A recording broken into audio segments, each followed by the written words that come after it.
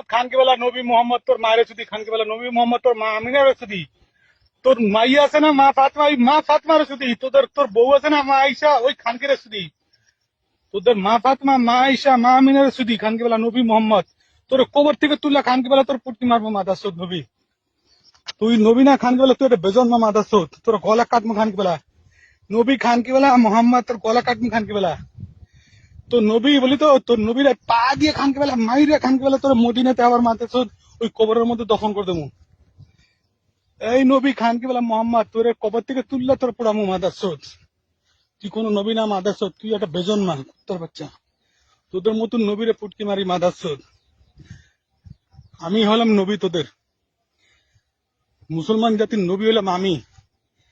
আশহাদু লা ইলাহা ইল্লাল্লাহ আশহাদু আন্না বিজয় ইয়া রাসূলুল্লাহ তো আমি হলাম তোদের নবী আল্লাহ আমার নবুয়ত দিয়েছে